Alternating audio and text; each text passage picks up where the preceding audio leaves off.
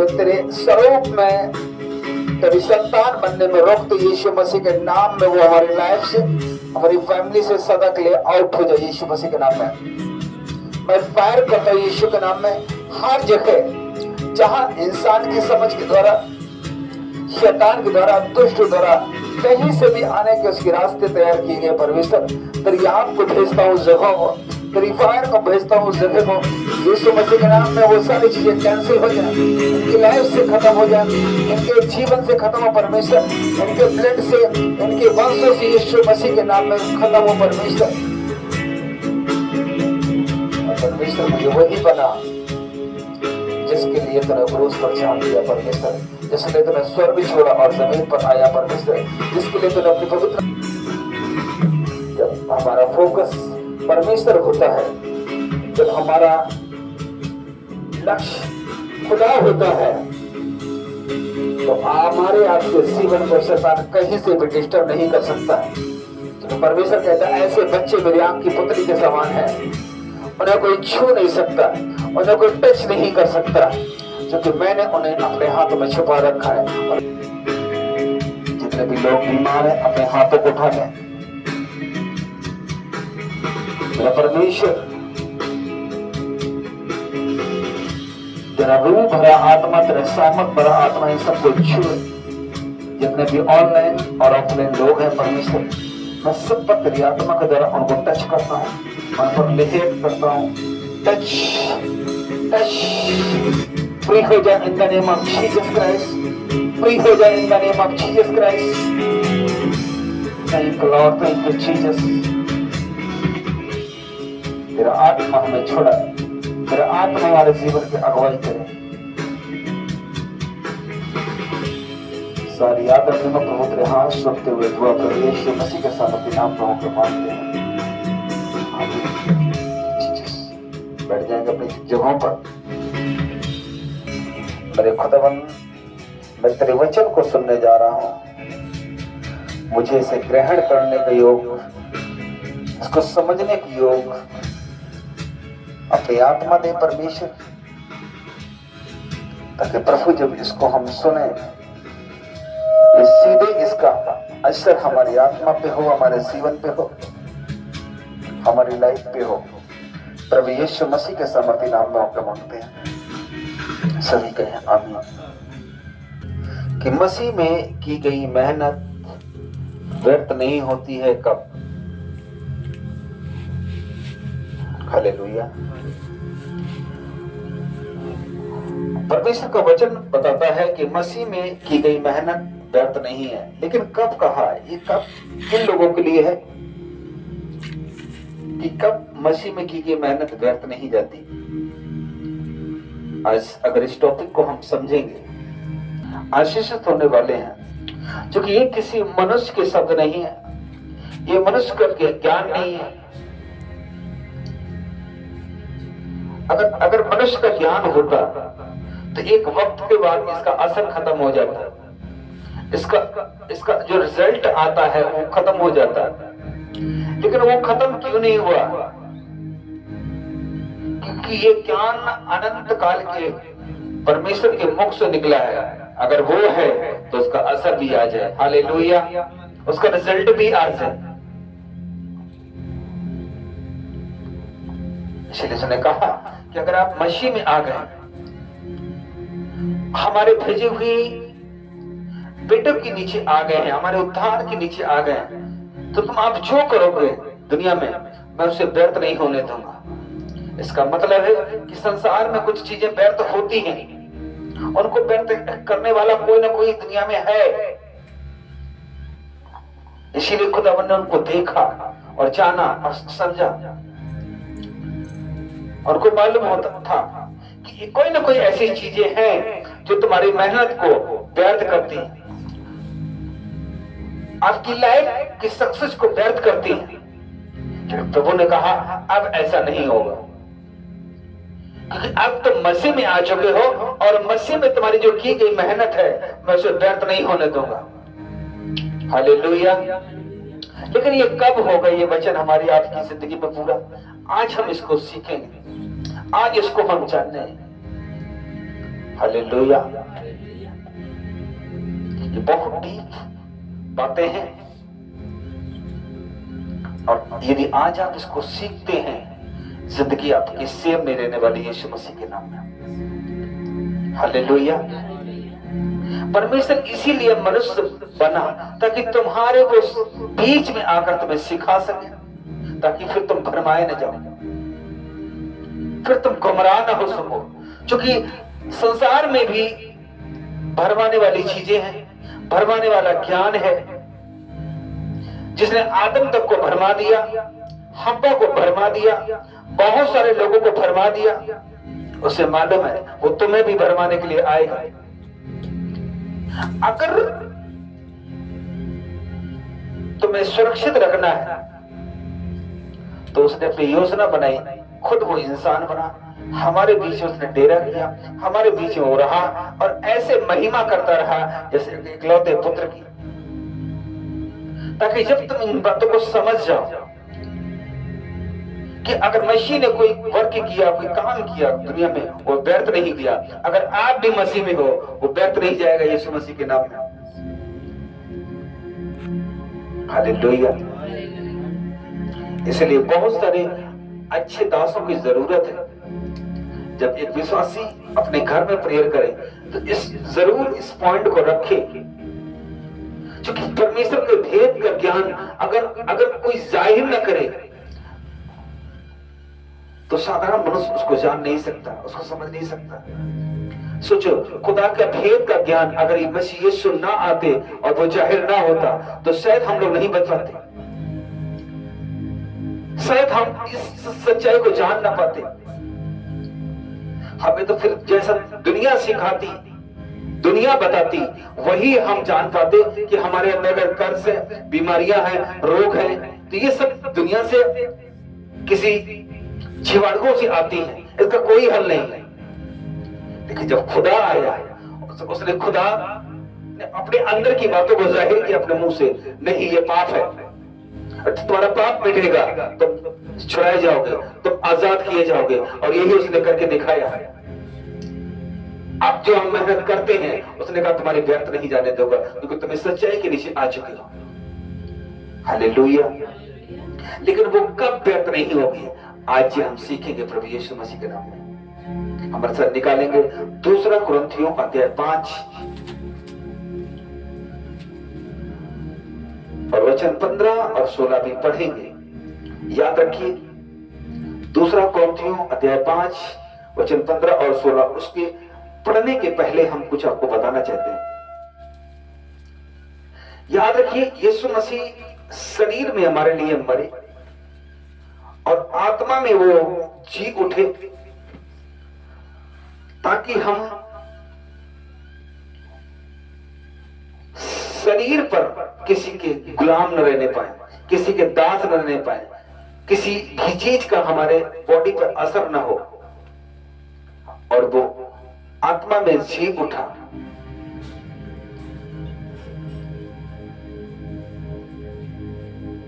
और आत्मा पर जय पाने का अधिकार केवल यहोवा के पास है, वही मुर्दों में से बाहर जी उठा।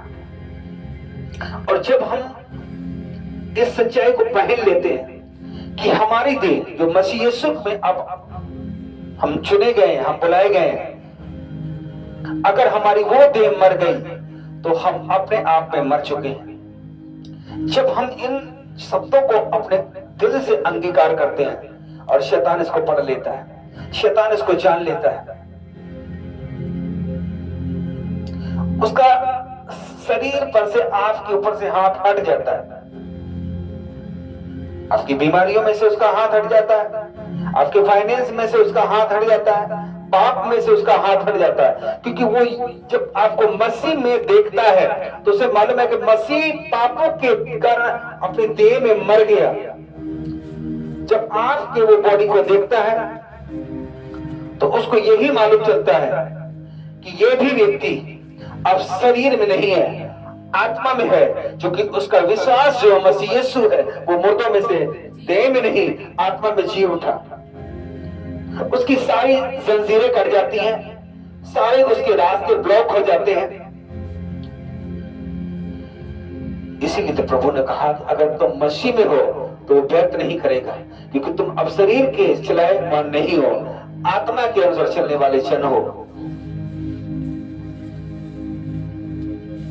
इसीलिए यीशु मसीह ने दुनिया में आकर के शरीर के कोई भी काम जाहिर नहीं किए, न अपने रहने के लिए, न अपने खाने के लिए, न उसने पीने के लिए। उसने बताया कि मनुष्य लोमड़ियों को तो माद रहने के लिए होते, लेकिन मनुष्य के पुत्र के लिए सब रखने की कहीं जगह नहीं है। वो राजा होकर के भी कभी राजा नहीं बनना चाहा उसने कभी भी शरीर की आवश्यकताओं को ध्यान में नहीं रखा, क्योंकि उनको मालूम था कि अगर हमने शरीर की बातों को पकड़ा तो शैतान हमें पकड़ेगा, क्योंकि उसका जो कब्जा है वो शरीर पर है। इसीलिए उसने आत्मा पर संसार के पापों को नहीं अपने ऊपर लादा, शरीर में लादा, ताकि शरीर मरे और तब आत्मा में जी उठो, क्योंकि शैतान आत्मा से डरता है, क्योंकि वो खुद आत्मा है। हालेलुया। अगर इसको हम पढ़ेंगे दूसरा ग्रंथियों अध्याय 5 वचन 15 और 16 तो हमें मालूम होगा। और वह इस निमित्त सबके लिए मरा, और वो इस निमित्त, इस कारण, इस वजह से सबके लिए मरा कि जो जीवित हैं, वे आगे को अपने लिए ना जिए, वो अपने को आगे अपने लिए ना जिए, वो इसलिए मर गया ताकि वो अपने शरीर के लिए आगे ना जिए, परंतु उसके लिए जिए। क्या समझ रहे? अपने लिए, शरीर के लिए ना जिए। इसका मतलब क्या है कि हम खाना नहीं खाएंगे, कपड़े नहीं पहनेंगे, हम सब कुछ करेंगे, लेकिन वो नहीं करेंगे काम जिससे प्रभु की महिमा छिने आपके द्वारा।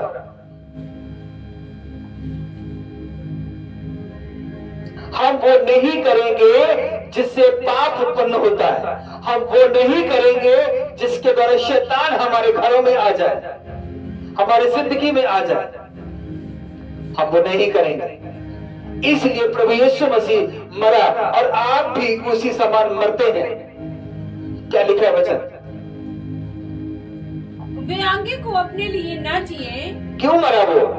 कि वो अपने को आगे ना जिए। किनमें? जिनमें हम जीते आए हैं, इसमें ना जिए। परंतु उसके लिए जो उनके लिए मरा और फिर जी उठा। हाँ। सो अब से हम किसी को शरीर के अनुसार ना समझेंगे। अब से हम क्या करेंगे? शरीर के अनुसार ना समझेंगे। अब हम उसी के लिए जिएंगे जो मुर्दों में से जी उठा। अब हम किसी को शरीर के अनुसार ना समझे। अगर आप मसीह में हो तो इस बात को आप समझ जाए कि अगर कोई व्यक्ति शरीर में जी रहा है वो आपका नहीं है, क्योंकि वो प्रभु का नहीं है, क्योंकि वो शरीर में मर गया और आप क्या हो? शरीर में जीवित हो। आपको भी वही काम पसंद है जो दुनिया पसंद करती है। आप प्रभु के नहीं हो, आप शरीर के हो, क्योंकि खुदा नाशवान नहीं। उसने कहा शरीर पर तो मन लगाना क्या है? नाशवान। क्या आप खुदा के साथ नाश होने के लिए आए हो? नहीं, आप जीवन पाने के लिए आए हो। तो कैसे नाश हो रहे हो? क्योंकि आप अलग योजना में जी रहे हो, आप शरीर के अनुसार दिन काट रहे हो और वो उसका परिणाम मौत है। इसलिए जितने भी प्रभु में लोग हैं वो अपने आप को शरीर के अनुसार ना समझे। अगर समझ रहे हैं, वो चीजें उनमें नजर आ रही हैं, वो आपका भाई नहीं है, आपका बहन नहीं है, आपका कोई नहीं है, वो क्योंकि वो प्रभु का नहीं है, वो आपका कभी नहीं हो सकता। हालेलुया। चर्चों में इन सब बातों के लिए कोई सिखाने वाला नहीं होता है। इसी कारण चर्चों में लोग सालों से बीमार रहते हैं, कर्ज में रहते हैं, सब बातों में वो वैसे ही आंसू के साथ रहते हैं जैसे दुनिया है। क्यों? क्योंकि अभी तक हम मरे नहीं, इसीलिए हम जीवित नहीं हो पा रहे उन चीजों में। हालेलुया। क्या लिखा है वचन? सो अब से हम किसी को शरीर के अनुसार न समझें, किसी को हम शरीर के अनुसार ना समझे। समझेंगे। और यदि हमने मसीह को भी शरीर के अनुसार जाना था, हाँ हाँ, तो भी अब से उसको ऐसा नहीं अब जानेंगे। से उसको भी हमेशा ना जानेंगे, क्योंकि वो अब मुर्दों में से आत्मा में जी उठा है, हम शरीर में नहीं उसको जानेंगे। और ना आपकी पहचान ऐसी होना चाहिए। तभी तो उसने कहा कि अगर आप ऐसे बनते हो तो तुम्हारी मसीह में अब की गई मेहनत को मैं व्यर्थ नहीं होने दूंगा। अगर आप बच्चे के लिए प्रार्थना करोगे वो व्यर्थ नहीं जाएगी प्रार्थना। अपने फाइनेंस के लिए आप प्रेयर करोगे, फास्टिंग करोगे, उसे व्यर्थ नहीं जानेगा। वो सोते खोल देगा आपके लैब में, वो गवाहियों के सोते खोलने वाला यीशु मसीह के नाम में। हालेलुया। लेकिन कैसे, कब? जब हम उसके वचन के अंदर अपने आप को ढूंढते हैं, वचन के अंदर अपने आप को खड़ा करते हैं, तब आप खुदावन से कह सकते हैं, मेरे प्रभु तू मुझे ब्लेस कर, तू मुझे आशीषित कर, मैं तेरे वचन से प्यार करता हूं और तू अपने वचन से मुझे बरकत दे। वो देगा फिर यीशु मसीह के नाम में। वो आपकी मेहनत को देखेगा, फिर वो व्यर्थ नहीं जाएगी। हालेलुया। इसलिए उन जीवन चर्चों का हमेशा थैंक्स करो जो तुम्हारे जीवन के लिए तुम्हें मार्ग बताती है, जो तुम्हारे दुखों की केयर करती है। किसी के साथ आंसू बहाने से वो दुख खत्म नहीं होता है, लेकिन आंसू को आनंद में बदलने के रास्ते में ले जाने वाला व्यक्ति वो आपका सच्चा आपसे प्यार करने वाला होता है। हालेलुया। एक सच्चा अगुआ आपको भेड़िए से बचाने की रास्ते पर कभी नहीं लेके जाता है कि जहां उसकी भेड़ वो भेड़िया फाड़ खाए, बल्कि उन रास्तों में से लेके जाता है जहां उसकी भेड़ बचाई जाए और हरी हरी घासों को चरने पाए। यही भेद की बातें हैं, यही खुदावंद की आत्मा की बातें हैं जो उसके भवन में खुदावंद अपने लोगों के द्वारा सिखाता है, जो आज हम सीख रहे हैं। हालेलुया। इसीलिए यीशु मसीह ने कहा, जब इन बातों को आप समझ जाओगे तो जो मसीह यीशु में होगा वो नई सृष्टि बन जाएगा। सो यदि कोई मसीह में है, यदि कोई मसीह में है, दूसरा कुरिन्थियों अध्याय 5 और उसका 17 क्या कहता है? सो यदि कोई मसीह में है, यदि कोई मसीह में है तो वह नई सृष्टि है। किसमें है? मसीह में। मसीह क्या है?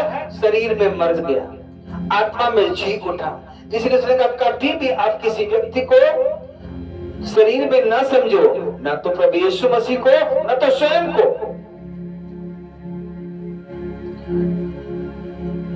नहीं तो आप नई सृष्टि नहीं हो, आप आदम से पैदा हुए सृष्टि में अब भी हो। और आदम पर अधिकार किसका था? परमेश्वर का नहीं, शैतान का हो गया। लेकिन यीशु मसीह पर अधिकार किसका है? यहोवा का, परमेश्वर का।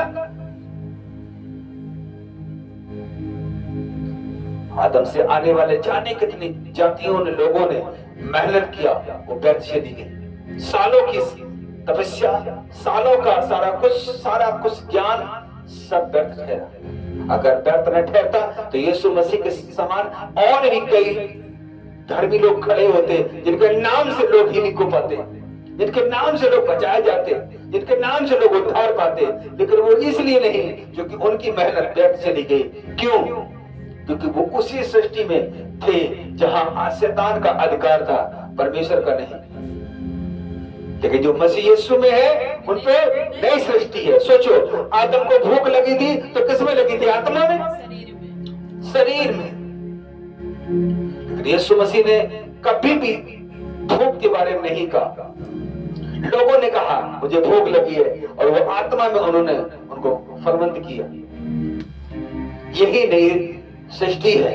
जब शैतान देख लेता है ये मसीह यीशु में है, इसका स्वभाव वही है, इसके काम वही है, वो जान जाता है या मेरे घेरे से बाहर जा चुका है।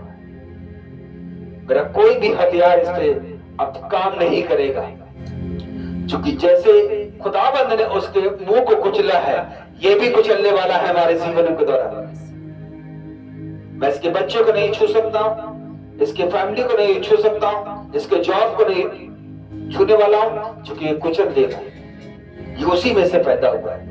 इसलिए कहा गया जो मसीह यीशु में है नई सृष्टि है, वो नई सृष्टि है। पुरानी बातें बीत गई, पुरानी बातें बीत गई, भूल जाओ।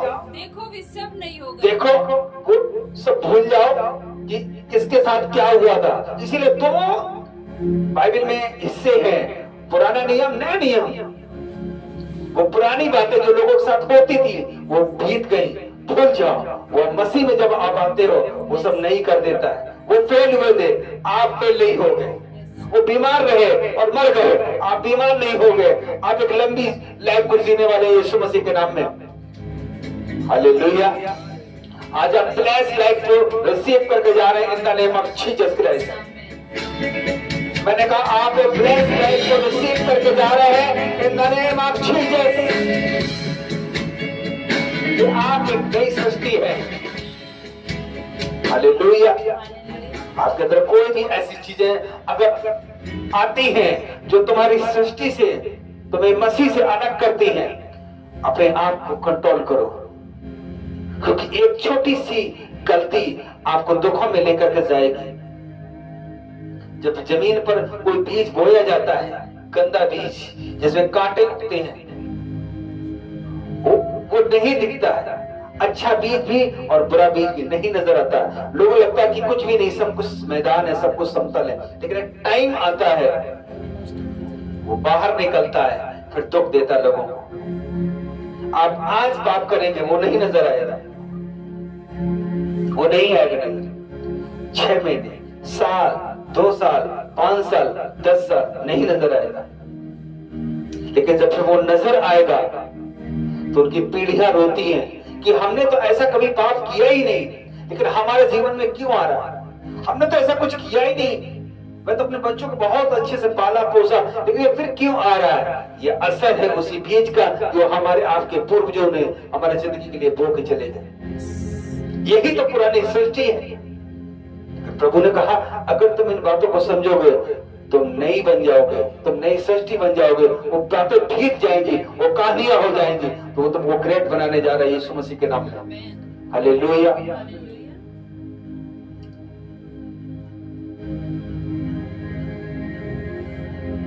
खुदा चाहता है कि हर एक मनुष्य परमेश्वर से मेल मिलाप करे, न कि शैतान से, न तो पाप से, न तो अपने आप से, बल्कि किससे? परमेश्वर से मेल मिलाप करें। अगर हम इसको पढ़ना चाहते हैं तो हम मसा 2 कुरिन्थियों 5:18 पे कहते हैं वचन, और सब बातें परमेश्वर की ओर से हैं, जिसने मसीह के द्वारा अपने साथ हमारा मेल मिलाप कर लिया। किसके द्वारा? मसीह के द्वारा परमेश्वर ने हमारा, हम मनुष्यों का क्या किया? मेल मिलाप कर लिया। क्या किया? मेल मिलाप कर लिया। किसके द्वारा? मसीह यीशु के द्वारा। समझ रहे? और मसीह यीशु क्या कहते हैं कि अगर आप शरीर में हैं तो तुम्हारे पाप शैतान डालेगा, और उन पापों से तुम्हें बचाने के लिए मैं मर गया शरीर में, ताकि तुम्हारा शरीर से कनेक्शन शैतान से खत्म हो जाए और तुम नई सृष्टि बन जाओ। मसीह यीशु हमारे क्या करता है? परमेश्वर से क्या करा देता है? मेल मिलाप करा देता है। लेकिन आपका अगर जीवन मसीह के साथ मेल नहीं खा रहा है तो फिर परमेश्वर के साथ आप मेल मिलाप नहीं कर सकते। उसके मेल मिलाप करने का मतलब है कि जो आप प्रार्थना में मांगना चाहते हो, दुनिया की ब्लेसिंग को, वो पिता तक नहीं पहुंच पाती, क्योंकि आपका अभी मेल मिलाप उससे नहीं हो पाया। क्यों नहीं हो पाया? क्योंकि वो मेल मिलाप मसीह यीशु से खुदा ने तैयार किया है, और अभी आप मसीह से अलग हो, आप पुरानी सृष्टि में ही जी रहे। वो बातें भीती नहीं है, वो अब भी वैसे काम कर रही है। आप प्रेयर कर रहे हो, वो नहीं जा रहा सब कुछ। इसीलिए आपका मेल मिलाप नहीं है, प्रार्थनाओं का, रिजल्ट का मेल मिलाप नहीं है। हालेलुया।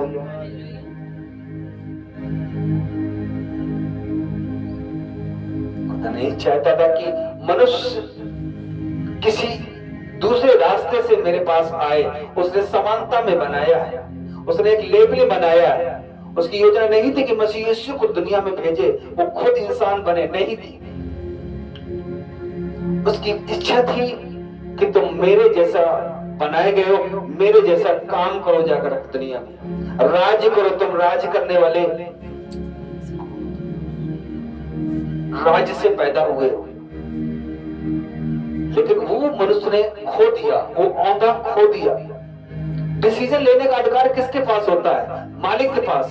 और खुदावन ने मालिक बना के आदम से कहा था कि इसको खाना, इसको नहीं खाना, ये तू डिसाइड करेगा, मैं नहीं। अब लेकिन उसने अपने उस औंधे को खो दिया, तब खुदावन इंसान बना। अब तुम खुदा से मिलने के लिए मसीह यीशु के द्वारा मेल मिलाप कर सकते हो, डायरेक्ट नहीं। हालेलुया। लेकिन अगर आपका स्वभाव मसीह के साथ मेल नहीं खाता है तो आप पिता से मेल मिलाप नहीं कर सकते। हालेलुया। वो उसका लहू बहाना, दुनिया में आना, वो सारा कुछ मेल नहीं करता है यदि हम खुदा के साथ एक नहीं है। हमारा जीवन उसके साथ एक नहीं है। हमारा उठना बैठना चलना फिरना सारा कुछ एक नहीं है। तो खुदा से हमारा मेल मिलाप नहीं हो पा सकता। फिर हालेलुया। एक व्यक्ति कैसे आपको मेल मिलाप करा सकता है यदि खुद को खुदा से मिला हुआ ना हो? हालेलुया। एक वचन निकालेंगे, दूसरा कुरिन्थियों अध्याय 5 वचन 21 के कहता है, जो पाप से अज्ञात था, सुनो सुनो, जो पाप से अज्ञात था उसी को उसने हमारे लिए पाप ठहराया। सोचो, जो पाप से अज्ञात था और उसी को खुदा ने क्या किया? हमारे लिए पाप ठहराया। सोचो, हालेलुया। मेल मिलाप चाहता है, वो अलग करके प्रसन्न नहीं है।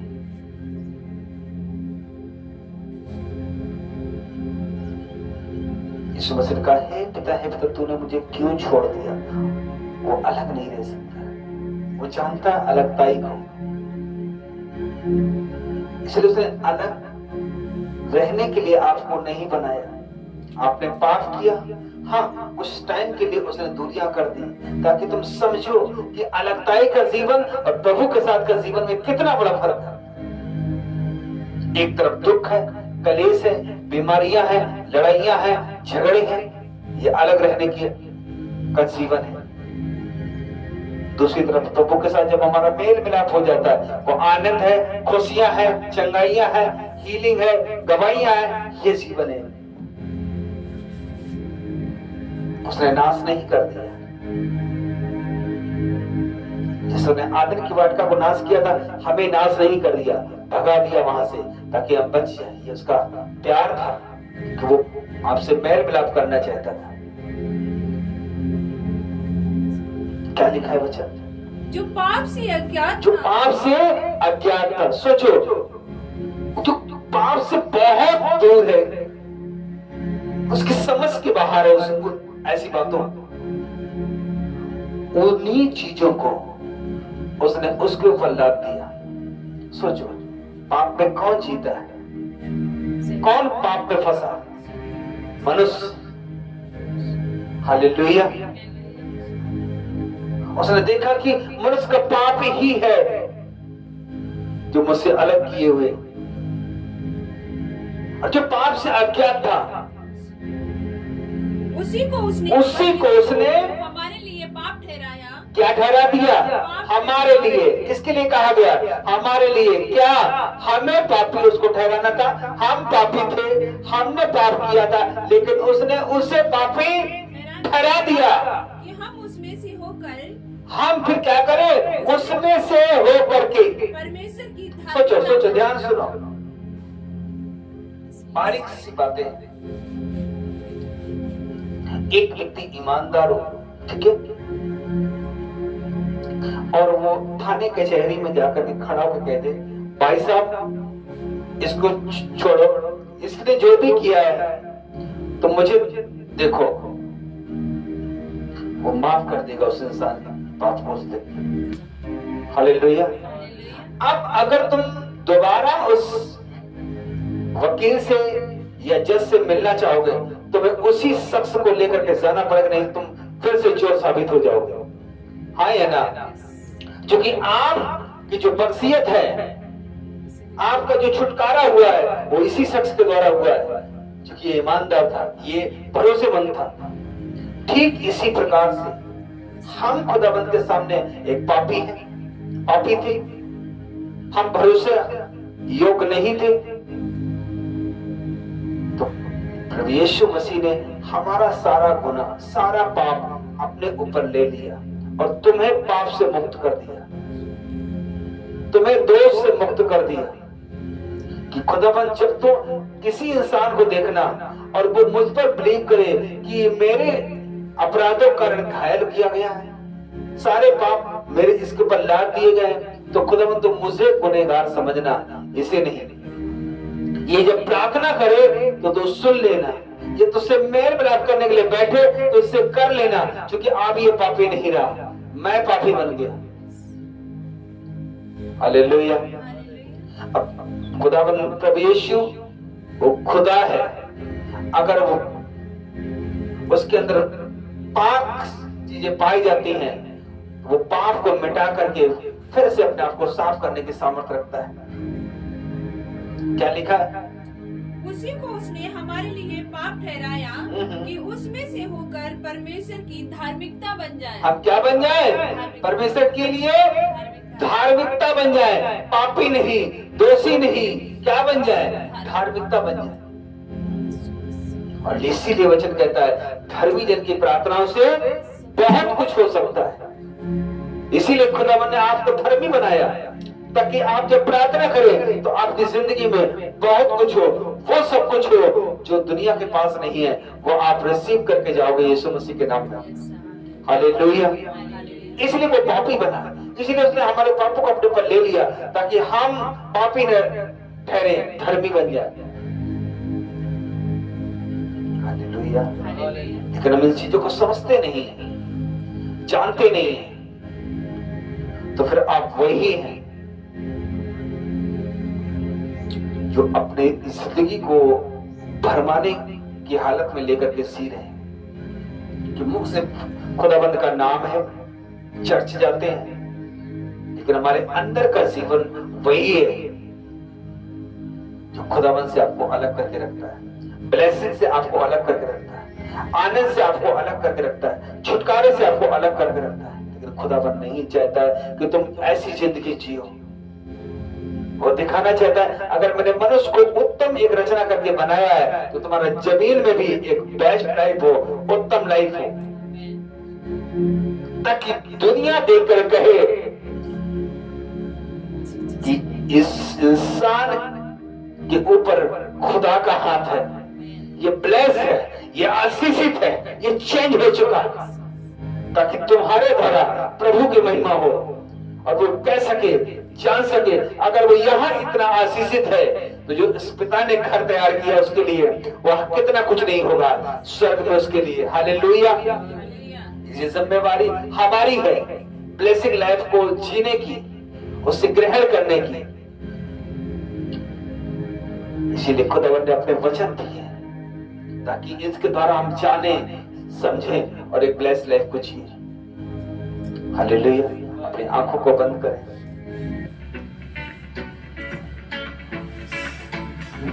सब लोग खड़े हो जाएंगे।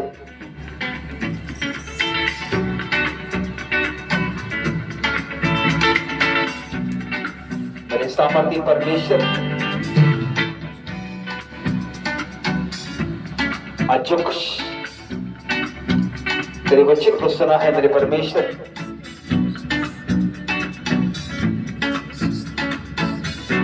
तेरा आत्मा छुए इनको। सभी लोग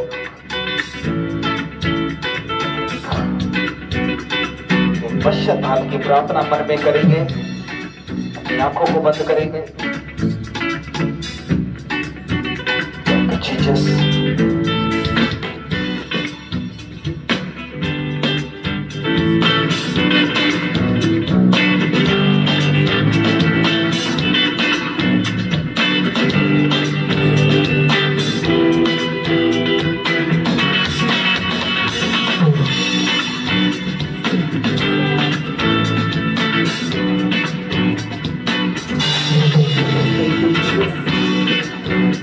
परमेश्वर हर एक चीज जो आज इन्होंने अपने दिल खोल करके अंगीकार किए, परमेश्वर तो उनकी लाइफ को छू, उनके जीवन को छू, उन्हें ब्लेस कर परमेश्वर, उन्हें आशीष कर खुदावंद।